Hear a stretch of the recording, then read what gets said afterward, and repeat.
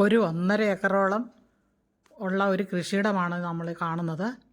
ഇത് കൈതക്കൃഷിക്ക് കൊടുത്തു. അവർ നല്ല വിധം കഴുത കൃഷി ചെയ്തു, വിളവെടുത്തു. പക്ഷെങ്കിൽ ഇപ്പോൾ വിളവെടുത്തതിന് ശേഷം കാണുന്ന ഒരവസ്ഥയാണ് ഈ കാണുന്നത്.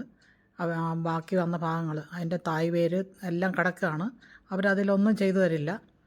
അവർ അത് പറിച്ചുകൊണ്ട് വെട്ടി കുറേ പശുക്കളുടെ തീറ്റയായിട്ട് കൊടുക്കും.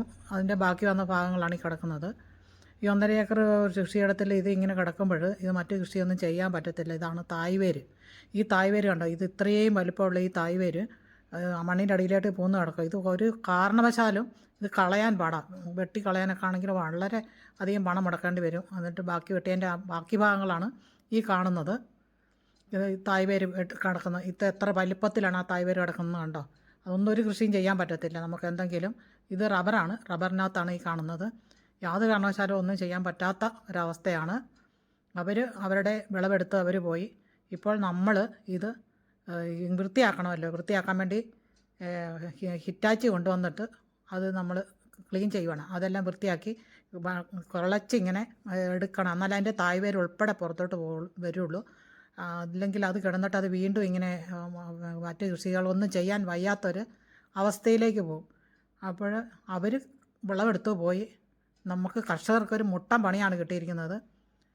അതുകൊണ്ട് വളരെയധികം ശ്രദ്ധിച്ച് വേണം കൈത കൃഷിക്ക് വേണ്ടി നമ്മൾ ഈ ഭൂമി പാട്ടത്തിന് കൊടുക്കാനായിട്ട്. ഇത് 1.5 ഏക്കറോളം വരുന്ന ഭൂമിയാണ്. ഇത് പാട്ടത്തിന് കൊടുത്തിരുന്നതാണ് 3 വർഷത്തേക്ക്. 3 വർഷം കഴിഞ്ഞ് കാണുന്ന അവസ്ഥയാണിത് കണ്ടോ. ഇപ്പോൾ ആ ഡിറ്റാച്ച് കൊണ്ട് ഇവിടെ ക്ലീൻ ചെയ്ത് ഇനി എത്ര ദിവസം പണിയേണ്ടി വരും എന്നറിയില്ല ഇത്. അതുകൊണ്ട് സൂക്ഷിക്കുക. ഇതൊരു മുട്ടൻ പണിയാണ്. ഇത് എല്ലാവർക്കും പെട്ടെന്ന് വൃത്തിയാവില്ല എന്ന് വിചാരിച്ച് കൊടുക്കും. പക്ഷേ അവർ വേണ്ട വിധം ചെയ്യില്ല. അതുകൊണ്ട് വളരെ ശ്രദ്ധിക്കുക. നമ്മളുടെ സ്ഥലം നമ്മൾ തന്നെയാണ് സംരക്ഷിക്കേണ്ടത്.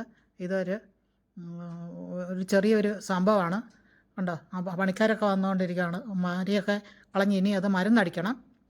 മരുന്നടിച്ചാലേ അത് പൂർണ്ണമായിട്ട് പോകത്തുള്ളൂ. അപ്പോൾ എല്ലാവർക്കും ഈ വീഡിയോ വാച്ച് ചെയ്തതിന് നന്ദി. വീണ്ടും കാണാം.